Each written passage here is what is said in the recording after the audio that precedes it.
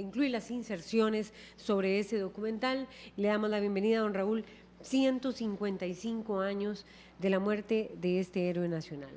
Bien, buenos días.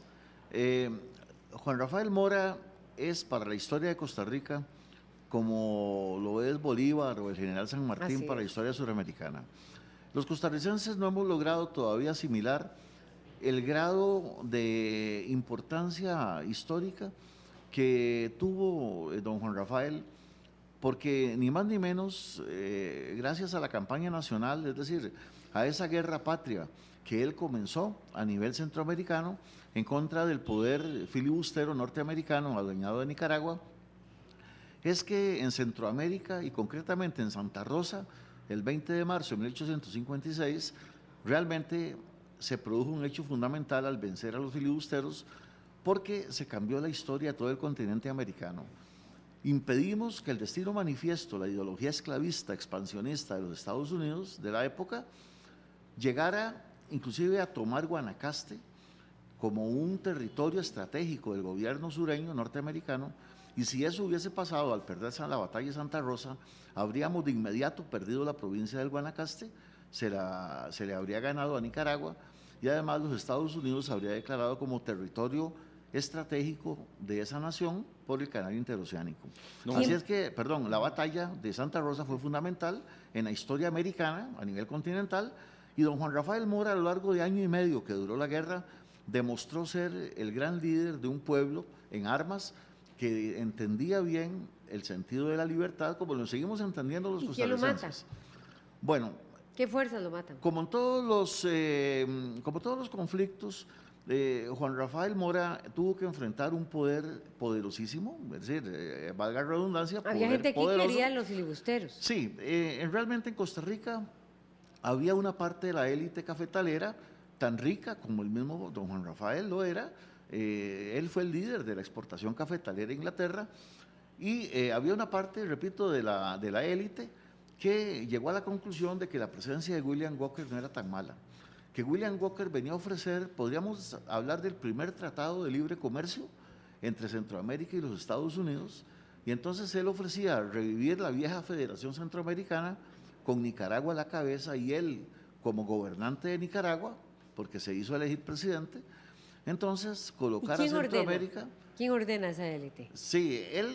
Esa situación de Nicaragua y el poder filibustero hizo que Centroamérica contemplara la posibilidad de unirse al sur de los Estados Unidos como un estado más de la Confederación Sureña, dirigida por Jefferson Davis allá, pero don Juan Rafael Mora fue el único gobernante que no creyó en el famoso tratado comercial, pero la élite de cafetalera enemiga de Mora, que además eran la familia Montealegre, los que dirigían esa élite, nunca estuvieron de acuerdo con la guerra. ¿Cómo se llega después de la guerra del 56, de la gesta heroica del 56, cómo se llega al derrocamiento de don Juan Rafael? Bueno, les voy a contar, después de la batalla de Rivas, concretamente, en mayo del 56, cuando nuestro ejército regresa de una batalla exitosa contra los filibusteros en Rivas, pero enferma del cólera nuestro ejército, el cólera se esparce por todo el país. Sabemos que mató al cerca del 10% de la población, y es el primer intento de derrocamiento que los enemigos de Mora hacen, incitando al pueblo a la rebelión, y fracasa. Don Raúl, vea, escuchemos estas declaraciones de ese documental tan lindísimo sobre el derrocamiento.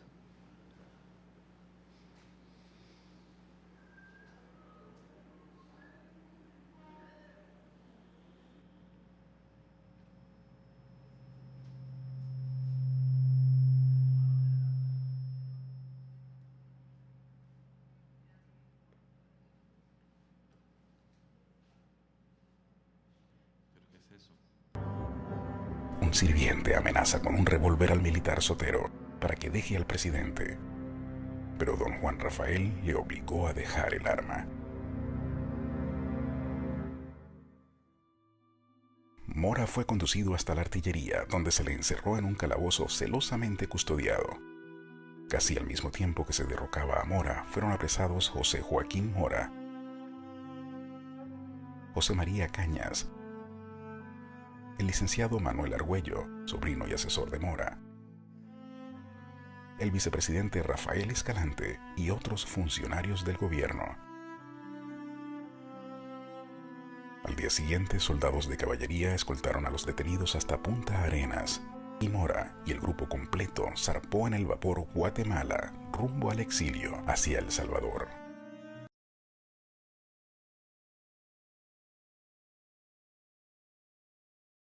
La Asamblea Legislativa declara a don Juanito defensor de la patria y es hasta 2010 que se le declara héroe nacional. Esa declaratoria... ¿Cómo ha costado ese reconocimiento? El reconocimiento. Sí. Bueno, es que imagínense que cuando Mora es derrocado, se convierte, ya él por la campaña nacional era un héroe latinoamericano, entonces se hablaba de Juan Rafael Mora en todo Sudamérica y en Europa inclusive, de manera que cuando sus enemigos, la familia Montealegre, socios de William Walker en la campaña nacional, porque conspiran contra el país en guerra, esta gente cuando fusila a Mora creen que van a matar a Juan Rafael Mora como ser humano, pero se olvidan que crean un fantasma cuando ya no lo pueden asesinar porque el pueblo sigue hablando de don Juanito, sigue siendo un personaje famoso y cada vez con más fama y más gloria en los mismos Estados Unidos.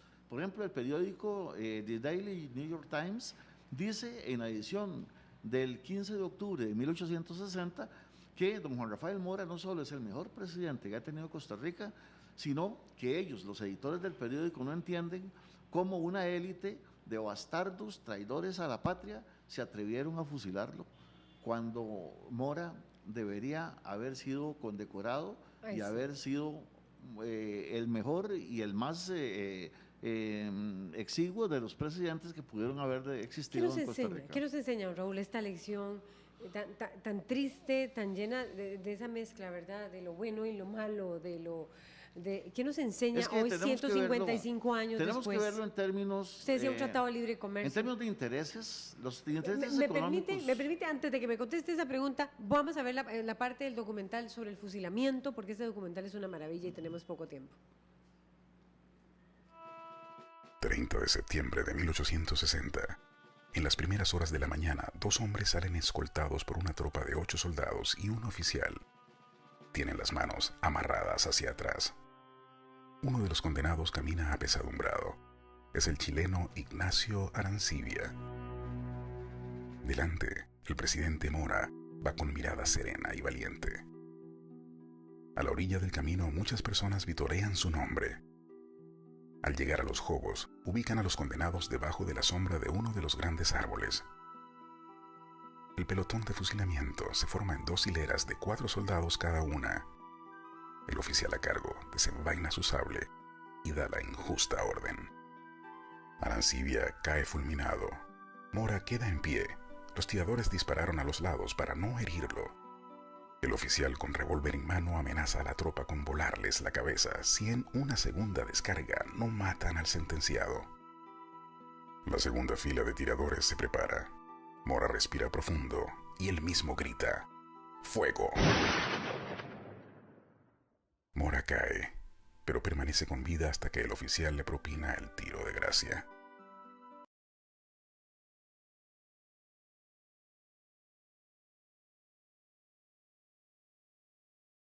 Es una página terrible de nuestra historia.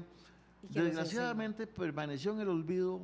Nosotros conformamos un grupo llamado El Héroe Olvidado allá por el año 2010, los que hicimos la producción de este documental, porque yo fui el investigador, el experto, el guionista, y en la mayoría pues soy el presentador de las escenas en Punta Arenas, pero el grupo del Héroe Olvidado, 4 personas nos unimos para producir el documental, que fue todo una quijotada, porque sin recursos, sin experiencia, sin saber cómo se hacía un documental, logramos contactar al narrador de National Geographic en Venezuela, y él pues estuvo de acuerdo en participar. No conocía las dimensiones de héroe latinoamericano de don Juan Rafael Mora, de manera que fue un trabajo muy arduo.